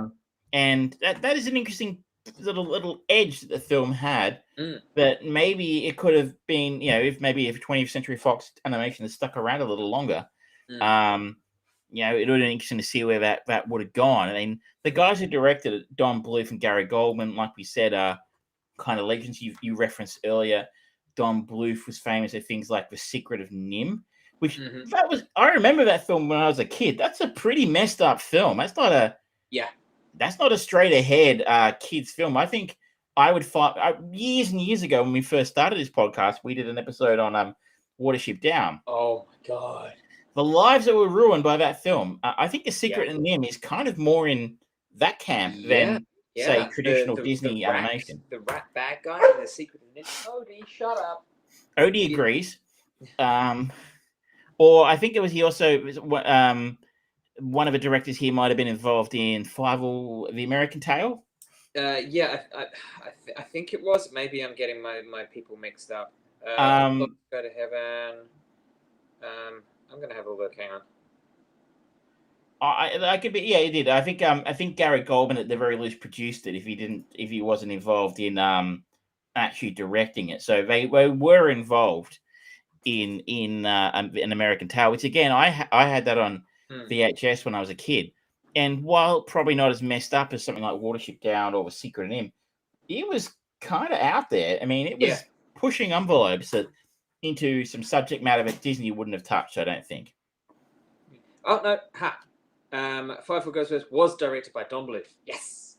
So they were interesting, and they also, if they're fans of video games, Don Bluth was also responsible for the Dragon Slayer, the famous Dragon Slayer, the arcade game, with the incredible animation. Apparently, it's a terrible game, but the animation's incredible. If you don't know what I'm talking about after the show, have a look at some YouTube footage or some just Google the Dragon Slayer video game from the 80s. It's quite remarkable. Yeah. But yes, it's apart from having an interesting heritage and an interesting sort of experiment or piece of almost animation history, as a film on its own, I struggled to get through it, frankly. It was an hour 34. It felt longer. Yeah, it did. But there were a cornucopia of possibilities of where you were going to lead us for our next link in the chain. Oh, there definitely were. And, my first choice for you would have been an unpopular one, I think. I was going to follow, I'm going to pronounce her name incorrectly, but Sai Chin, who voices the character of Old Woman in the film, has an extensive career. In fact, she did a film in 1965 called The Face of Dr. Fu Manchu with Christopher Lee. And I thought that could be kind of funny because that's going to be, we have Christopher Lee playing a Chinese man. And that's going to be incredibly racist. And I found a copy too because it's not easy to find. But I've decided to take mercy on you and mercy on me and go for something a little bit more contemporary. Now, I've decided, we were talking about nostalgia earlier. You were talking about nostalgia with Ghostbusters and had a bit of a helping of that in there. So I've decided to go into Nostalgia Town. Okay. And we're going to follow Janine Garofalo, who voices Stith in this film. And we're going to go back to 1994, the Ben Stiller-directed Reality Bites, the most 90s film it ever 90s. Oh, no. I was so hoping you were going to say Mystery Men. It was borderline between this and Mystery Men, but I think I've seen Mystery Men recently. But also I did a little bit of an exercise while we were waiting in there. I thought I had to go for one that had a higher IMDb rating, and somehow, for some reason, Mystery Men has a 6.1, which puts it below Titan AE, and Reality Bites is a little higher. I think it's about, let me just double check here. It has a 6.6 Reality Bites. So I went with the one that had the higher IMDb score, and I haven't seen in a very, very, very long time. Fair. All right. So this is, of course, the documentary filmmaker and their fellow Gen X graduates face life after college looking for work and love in Houston. Winona Ryder, Ethan Hawke, Janine Garofalo, Steve Zahn, Ben Stiller, Renee Zellweger, yada, yada, yada. It's a very, very 90s film. Well, it's going to be fun going back to that one. We all wanted to be Ethan Hawke in that film. My goodness, he was beautiful. He was a very pretty young man. He really was. Notice the past tense on that comment we're using. He's gotten old. It's just part of life. It happens to us all, except you and me, of course. We've kept our looks. Do we want to do some fast money? We wanted to get through a couple of things before we head off for the night. Your iPad runs out of battery. So do you want to quickly just jump into Boba Fett, Book of Boba Fett, episode 2? Yeah, absolutely. So we talked last week about the very cool, slow, purposeful pace of the first episode of Book of Boba Fett. And then we enter into episode 2, which definitely brings a bit more of the narrative drive to the show, and it's just introducing more things. It's still it was still very much doing the kind of the parallel timelines kind of period of following him through the desert and him having taken over from Bib Fortuna. What did you make of it? Because it's still growing, isn't it? It is. It's a slow burn for such a short series. But I liked the first episode. I think you were a bit more mixed on it than I was. I was in two minds about this one in the sense that, like, I was really enjoying the sort of contemporary timeline, the present timeline, which is Boba Fett trying to establish himself as I can't even remember the daimyo, the new daimyo on Tatooine, taking over from Bib Fortuna and previously, most famously, Jabba the Hutt. And in the previous episode, he had a group of assassins try to kill him. They've taken one prisoner. I was enjoying the storyline of them trying to get information from him about who had hired him and who was behind the assassination plot, and move that storyline along of who's trying to kill him. And then we flash back in the second half of the episode, mostly to the backstory of Boba Fett's escape from the Sarlacc and then being picked up by the Sand People. In the last episode to this one, him sort of becoming more ensconced, in that sort of walks with Sand People, kind of, dances with Sand People. You got there 2 seconds before I did. That was what I was going with. And dances with kind of vibe here and becoming part of a tribe. And I felt it's a bit long-winded personally, this part of the story. Like, it did end up going somewhere good and it ended up paying off. So spoilers here if you don't want to know anything about what happens. See you next week, I guess, or just check it after you watched it. But it was out a few days ago, so I think we're safe to say that the train robbery scene of the with the Sand People and Boba Fett was a nice payoff, because that was one of the better action scenes I've seen on anything recently. It certainly shat all. I say it was the highlight of Solo was a train robbery. Was there a train robbery in Solo? I think there was. It was, but I happily can't really remember. I don't remember a lot about that film. That it is a better train robbery action sequence compared to last week's Matrix Resurrections. It was significantly better than that. It was, better than the one in Solo. That's not hard, even though that was the highlight of Solo for me. It's a great action sequence, and it really reinforces you're basically watching a Western in space. Yes. Which is fine, because guess what? So was the first Star Wars. And this is what I know people complain about it, like, oh, the story's too simplistic and blah, blah, blah. But I think the strength of the show, along with The Mandalorian, is that they're using the same type of influences and story tropes and beats that the original Star Wars films used. I don't need, my Star Wars films to be a deconstruction of gender identity and class politics. Like, if you can do that, good for you. Most people can't, though. So, I'm enjoying that aspect of it basically being a space Western again. Like I said, the Sand People thing was getting a little bit long in the tooth, but they did pivot back to the contemporary timeline on Tatooine afterwards, and it ended, I think, in a satisfying way with the two Hutt cousins. Yes, the Hutt twins. What's the matter, Odie? Just relax. I've started watching episode 3. I'm about halfway through, and I have a feeling that there is going to be a lot more interconnective tissue between the Sand People and the present day state of Mos Espa. It's already, without going into spoilers, just them having spent the time of him learning the ways of the Sand People, it makes more sense as to why he went out in episode 1 and 2 just saying, hey, I'm going to rule with respect. And this is kind of explaining where he got that from and why it is important to him. And I do appreciate that, but I worry kind of how I worried with WandaVision and the way that was a slow burn.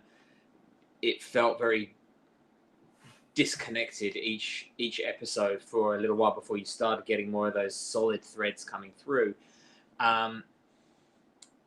The early stuff was really, really good for WandaVision, and I really appreciate this, but I think it is testing, potentially going to test Star Wars and particularly Mandalorian fans, where there is much more immediacy.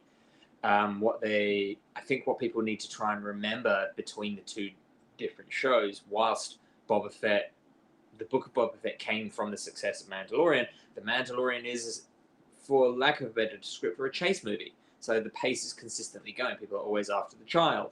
And Mandalorian has always got a target on his back. Whereas Boba Fett, it's a very different story they're telling. So it does require a different narrative device. And they're choosing an interesting one. It could potentially pay off really well. But they're really going to have to stick the landing. They're really going to have to stick the landing to make people happy. Fast money is good money. I wanted to quickly pivot. We didn't talk about this last week, but I want to get a couple of minutes and get your thoughts on how Hawkeye finished up while we're talking Disney Plus. It was nice to see Kingpin and Vincent D'Onofrio coming back because he was fucking amazing as Kingpin. But in the same way that we talked about Matrix, it just reminds me that the Daredevil show was better than anything that Disney Marvel have created for their TV shows. And that's a shame. I've heard a lot of people say that. I never watched it because I couldn't get into it, but makes me wonder if I should give it a go again. But Daredevil was such an uninteresting character. It's a really good... The problem with Daredevil in many ways is the same problem that you kind of have with Batman, in that Batman's and Daredevil are kind of the uninteresting characters. It's always the people around him. And that happens so often with any kind of hero character. Like Superman is the most uninteresting person in the Superman canon. Everyone else is far more interesting. That's just one of the pitfalls of a hero character. Everyone else is trying to break them down and destroy them or help them. So they have got this drive, whereas the heroes are like, oh, the pressures of destiny, blah, blah, blah, blah, blah, blah.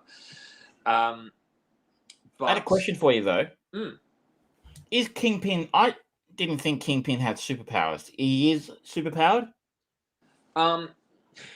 No. And in some realities, yes. But he's not... The thing that a lot of people kind of get confused is it's not fat on his body. It's all muscle. And he is really strong. Although in Hawkeye, he's way stronger than he was in Daredevil. That's for sure. He was throwing shit around, getting hit by cars and barely being troubled. And it's like, okay. I thought it was okay. It basically turned into a cartoon at the end. And the fight with Kingpin was kind of stupid. I mean, only in the sense that he gets hit by a car that's going really fast that somehow was only a couple of meters away. 30 seconds earlier. Because somehow managed to do enough of a run up and make a lot of noise. Usually, most cars make a lot of noise going quickly. You had noticed, I do. It made a lot of, and managed to get up enough speed to hit him at a really good pace in what we're generally seen as a very short space of time and distance. So, that was made me go, huh? That's weird. But it was fine. It was, There's no sky beam. That's a plus. What? No sky beam this time. True. I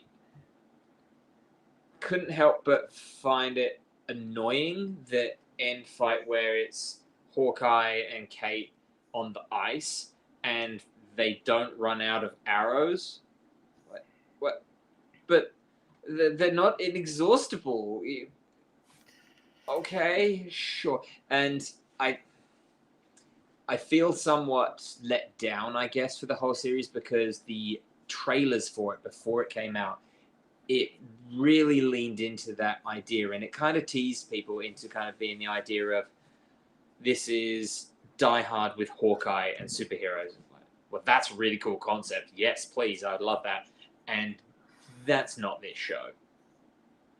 Well, at the end of the day, it is what I expected it to be, which was just only a giant excuse to hand the bow over to Kate Bishop, because True. I assume Jeremy Renner wants out, or they want Jeremy Renner out.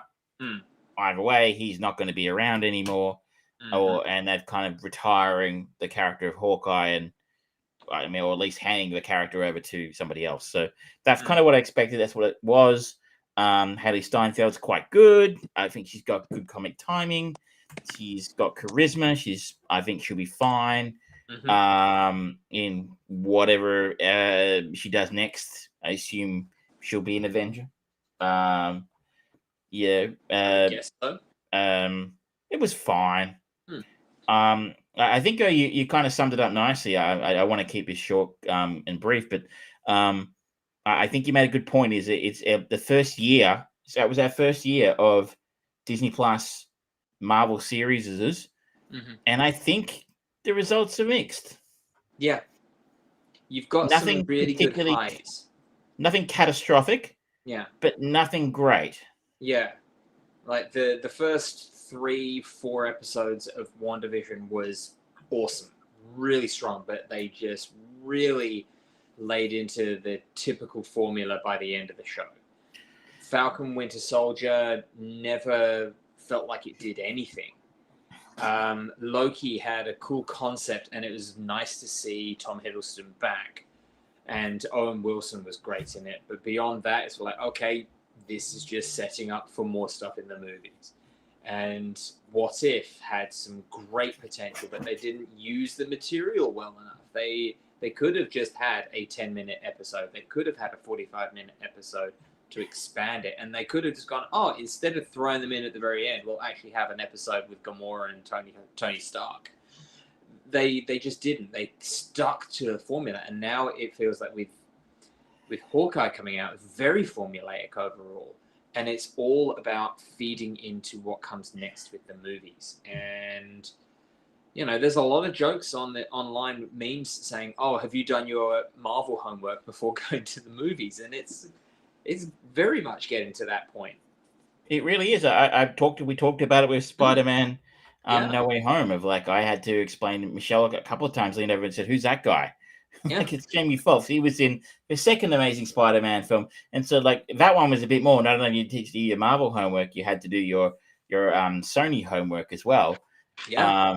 But there's so much going on now, like the Multiverse of Madness. It links into the WandaVision series plus No Way Home and everything else that's come before for Doctor Strange. So yeah, and they're saying that Kang the Conqueror is going to be making an appearance in Multiverse of Madness as well. So it's like, okay, so you used WandaVision and Loki to set up another movie, but at the same time you also used Spider-Man to set up another movie. Wow, you've forgotten how to just tell a concise movie, haven't you? It's now we're back, and like I talked about it again with Spider-Man, we're back in that world where if you haven't read the last 2 years worth of comic books, you're really, you do need a kind of explainer. Yeah. But it was interesting to see they could do better. We're getting a second season of Loki, I think. Yep. I don't know, but they've given us a heads up of a second season of What If. And I don't think any of the other series from this year have been renewed for a second season, if I'm not mistaken. Not that I'm aware of. They might do WandaVision, but I don't really know how they could, which would make me curious for it. Falcon and the Winter Soldier, who knows? I don't think that it ended up being as successful or culturally relevant as they were hoping it would be. I mean, the problem they had there is they're handing off Captain America to one of the least interesting people in the show, in their universe, in that Sam, and Falcon, I mean, at least to me, Yeah. The Falcon was no one's favorite Avenger. No. You know, he was a very uninteresting character, and unfortunately, I think Anthony Mackie's a very uncompelling actor. Yeah. Sorry? He was only interesting when he was with Winter Soldier, and then when they were basically doing the brotherly mocking of Captain America. So I'm like, okay. So they're only remotely engaging and interesting when all three of those people are together, and you take Chris Evans out of that equation, and the whole thing kind of falls apart. Oops. So we are getting other series next year. There is an Agatha series that's been lined up. There is a spin-off series based on Echo, one of the significantly uninteresting characters from Hawkeye. Oh yeah. So I think those are the two spin-offs I can think of that come out of series that came out this year. It could be more. I can't remember off the top of my head. They do a lot of shit down there at Disney Marvel. It's true. It's true. Just quickly before we finish up tonight, I just wanted to, because I promised it last week and I promised it this week, I just wanted to give a very, very quick heads up about the film King Richard, which I saw a couple of weeks ago, and is opening in Australia, I think, around about now, if you're brave enough, like George, to go to the cinema. This is the new Will Smith film, a look at how tennis superstars Venus and Serena Williams became who they are after the coaching from their father, Richard Williams. This, as I said, stars Will Smith as Richard Williams, who is the father. We have Anjanae Ellis playing Oracene Williams. John Bernthal is a familiar face in here, playing Rick Macchi as their coach. Tony Goldwyn is in here. If you don't know who Tony Goldwyn is, look up his face. You will definitely know who he is. He's one of those guys. He was the bad guy in Ghost. He's a bad guy in a lot of things. And I was just sort of commenting when I saw this film, I'm like, he'd be one of those dudes, right? People just walk up in the street and go, "You're that dude. I don't know who you are. You're that guy." So this is a film that that's what it says in the box. It tells a story of how the Williams sisters became what they are. And I found it a very interesting film, despite the fact I'm not a massive tennis fan. And I think a lot of that came from the fact that I didn't know very much about the Williams sisters. They just sort of been around for a long time now, winning fucking everything. And I, again, not being a massive tennis fan, kind of knew that Serena was like really great, but I don't think I realized that she's basically the greatest, depending on who you ask. But very little doubt she's almost the Michael Jordan of tennis. And that their father played a significantly huge role in making that so. Is a lot about how Richard was almost breeding them to be champions. He was raising them to be champions, and had a 74-page plan, which he was shopping around to potential coaches about how they were going to be the number one tennis players in the world. And so it's a little bit like a film like Pursuit of Happiness or something like that, where if the dedicated father who will stop at nothing to see his children succeed. You in a haunted house or something? It's just noises everywhere. It's really weird. So it's that said, though, I mean, what was interesting was I didn't realize they came from such a huge family. I think Richard Williams may have had up to 12 children.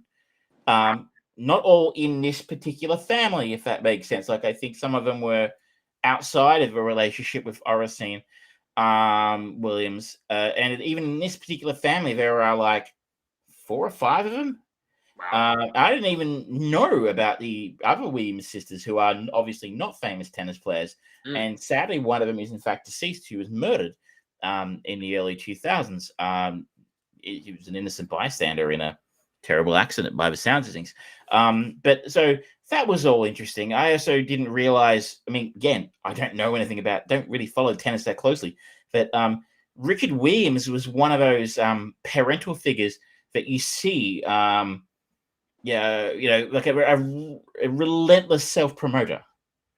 I'm thinking of someone like, I mean, if you're a basketball fan, you might be familiar with what's his name, LaMelo Ball's dad. I can't think of his, Lamar or something, but like there's the two Ball brothers who play in the NBA, and their father, before they even went pro, had created a sneaker company for that they would, for them, that they would like basically wear their own sneaker brand, not Nike or Reebok or anything like that.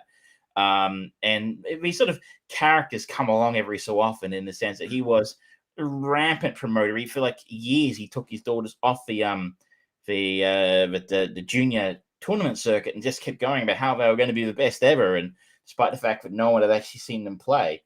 And it does a pretty good job also of showing his dark side. He was a pretty hard taskmaster on those two girls and the rest of the family. But at the same time, I suspect there'd be a lot of people who would have a lot of negative things to say about Richard Williams that this film doesn't display. Yeah. So, like the fact that he had all these other children that he, basically had nothing to do with, Don't mention the war. He's not really quite the super nice guy, I suspect, that the film makes him out to be. Will Smith, though, really would not be surprised to see him get another Oscar nod for this one. Really great role, really good return to form for him. Anjano Willis as Oracene Williams gets a nice turn in here. I think the film maybe does downplay a little bit the role she played in her kids becoming such huge stars, but there is at least 1 or 2 points in the film where she gets to, call out to Richard that if this is a team effort and that he's not doing this alone and it's not all about him. But despite the fact she's saying that, there's only a couple of points in the film where we see that. But that's not a massive drawback to the film. I would give a shout out to the girls who played Cena Sidney, who plays Venus Williams, and Demi Singleton, who plays Serena Williams. Yeah. I don't believe either of them were tennis players, and one of them, I don't remember which, actually had to learn how to play tennis with the other hand, like their left instead of their right or something like that. If you're a tennis fan and you're wondering how much Serena am I going to get to see, this is actually more of a story about Venus in a way. Venus is the older of the two sisters, and it really kind of ends on a note of her sort of starting to live up to that potential that she had shown as a junior. If you like sports films, you'll enjoy it. I saw it with somebody who's not a particularly big sports fan, or a particular Michelle, who's not a massive tennis fan either, I don't believe, kind of on the fence about these things, and we both kind of dug it. It's a good, solid, feel-good film. It doesn't overstay its welcome.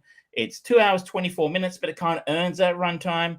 And as I said, I think you're going to hear a fair bit come Oscar time about Will Smith's performance in this.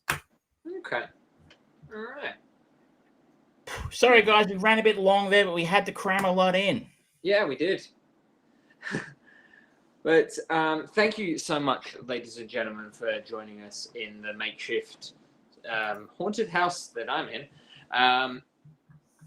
But we talked about Titan A as our chain movie of the week. Travis has chosen Reality Bites to follow on from there.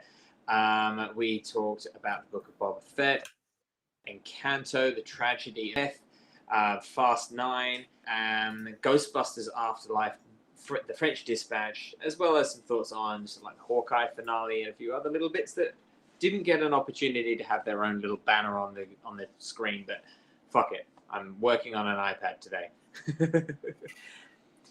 We do what we can because we must. I'm hoping that I'll be able to get a few more, at least 1 or 2 more new movies at the cinema under my belt for next week. But I also have just started watching a new George's Korean TV show on Netflix thing. It's a new one about set in colonial or very feudal Korea with monsters, and it's interesting so far. The first half an hour, I'm curious to see what happens. So I will have more thoughts on that. And next week, we'll be talking a little about Mother/Android, which is a new film. It has science fiction film that has popped up on Netflix as well. Yeah, Chloe Moritz Grace, I think, is the correct lead in that one. Yeah. All right. Well, see you next time, ladies and gentlemen. Good night. Good night.